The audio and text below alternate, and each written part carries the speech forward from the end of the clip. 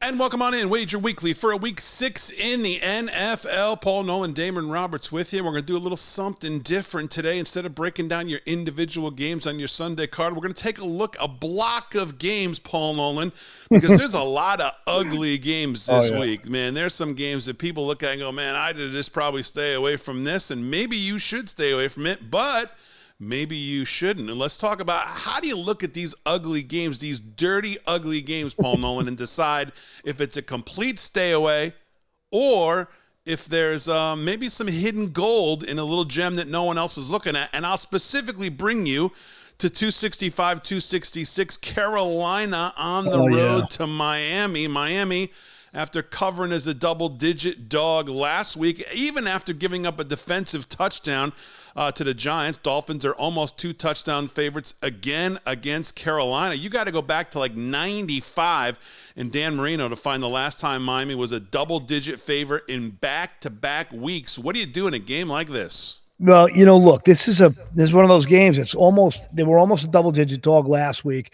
and now they're double digit dog this week. And Carolina is one of those teams that when you look at them, I mean, they're exactly what we see on paper. I mean, their DVOAs match their exact score. You almost never see that this late into the season. We know they're a bad team. We know they picked the wrong quarterback in the draft. Kid is looking like almost a complete bust at this point. And, there's a little bit of turmoil in that locker. From what we understand, you heard the coaches kind of throwing the owner under the bus, saying that everybody in that organization wanted Stroud. They didn't care about the Wonderlic and the cognitive tests and all that crap. And the owner demanded to take, what's his name? Forgive me, I'm an old man. Forgive me, I'm a simple old man. But he's been a bust so far in Carolina with Young, and it doesn't look like there's much improvement anywhere coming along the way. But you have to take Carolina in this situation. When you look at some of the historical numbers and you look at some of the things like winless teams up to this point in the season, nobody wants them. And you could just look no further than the splits. 94% of the tickets and 92% of the money. You don't see anything over 90 rarely in the NFL in terms of the bet. Contrarians are always good for at least 10%, sometimes, and mostly 15 to 20. We're talking about an absolute obliterated split. Teams that are winless up to this point in the season and beyond, getting double digits, a 26-8 against the spread because nobody wants them. They're overvaluing this line. They're giving you way too many points in this point. And teams that average 35 points a game or more, versus a team that's averaging 20 or less, is also 65% against the spread since 2000. It's another one of those things. Another thing is, teams that cover by more than 5 points per game on average, which is Miami, are a 63% against the spread the following week at this point. It's just everything that tells you that nobody wants this team, nobody wants this game, nobody wants it at all. Bookies are not giving away money.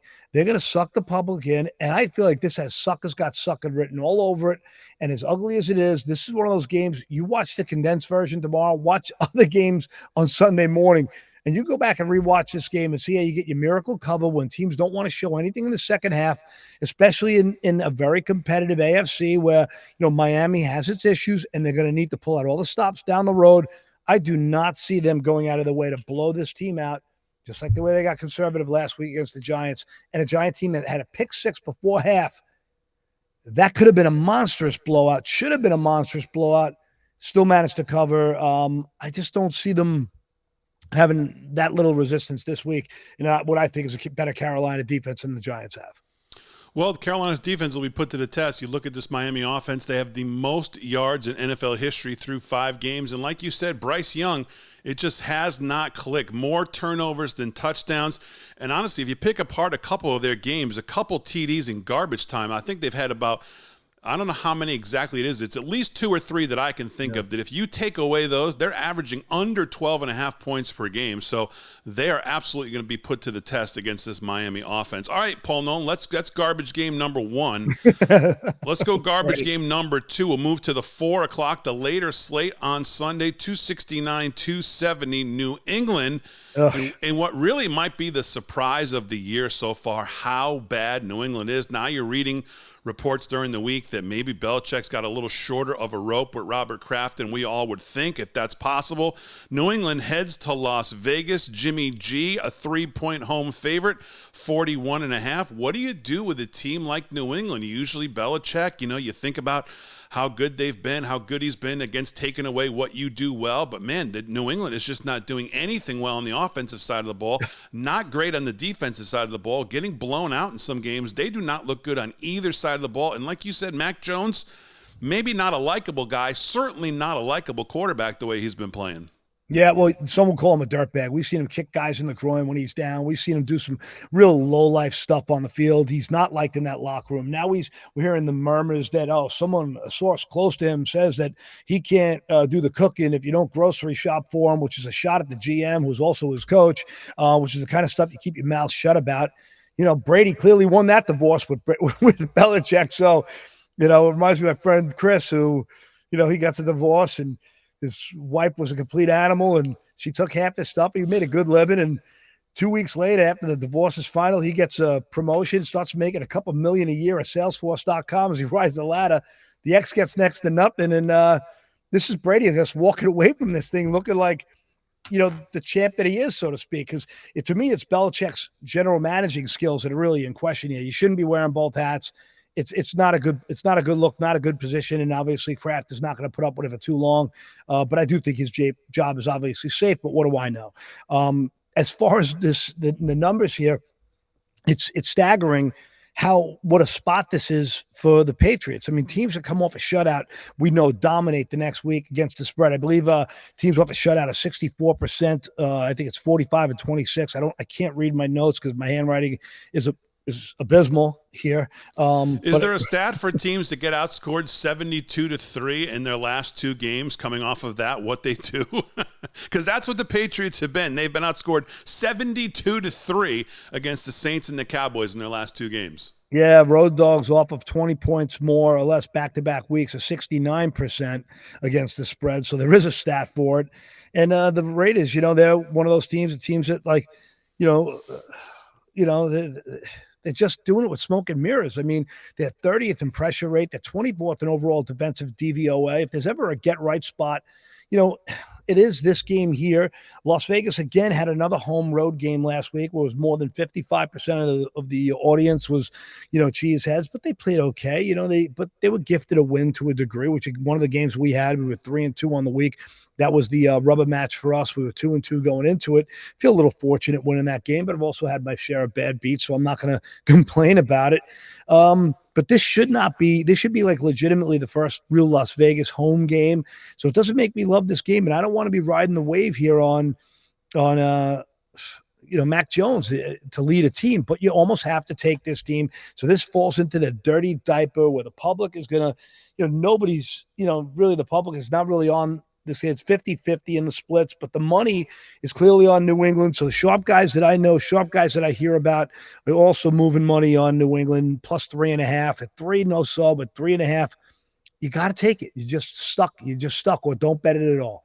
That's really what you can say. Yeah, Jimmy G, 7 interceptions in 4 games, turnover prone. There's certainly nothing to write home about other than, Crosby and a couple of the others, Devontae Adams, Josh Jacobs, and their kicker. Other than that, they're really not good either on both sides. And like you said, there's not many times you get to buy so low on a New England team that normally in this spot you'd be all over. But, you almost have to, like you said, you got to hold your nose here. It's amazing.